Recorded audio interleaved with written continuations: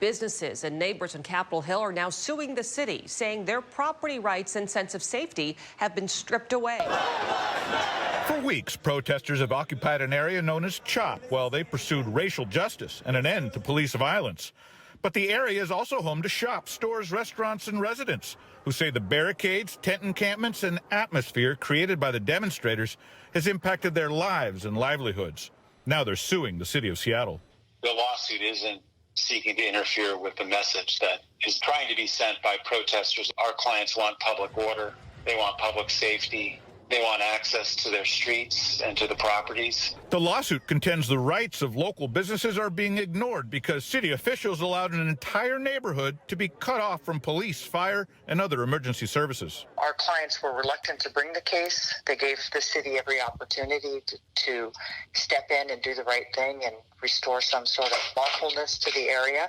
And they're frustrated that they haven't. The Seattle City Attorney's Office says we intend to review this complaint and respond accordingly. If there's a situation where someone is violently attacked within the area, it's just not acceptable to have a situation where the city isn't going to respond to that kind of criminal activity, violent activity.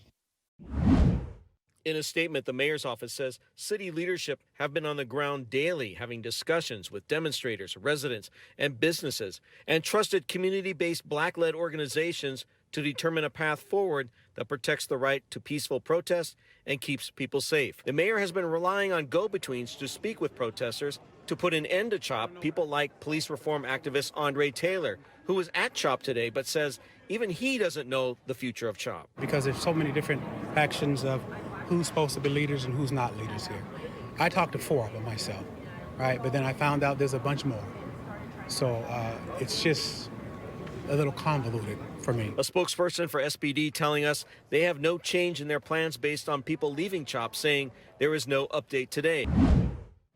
Once packed with people, CHOP is looking like a shell of its former self. From streets with fewer feet to tents being torn down at Cal Anderson Park, the movement is shifting. And while many have left, others don't plan to do so anytime soon. I'm not even surprised to see people leave. Actually, I expected that to happen. This is the art of war. That's Rooks. He's one of the protest leaders in a protest that has no central leadership. As far as right now, there's no end for CHOP. These people have pain, they have a message, and they have demands, and until those demands are met, we ain't going nowhere. Those demands posted up on some barricades include defunding Seattle police by 50%. But for those who remain,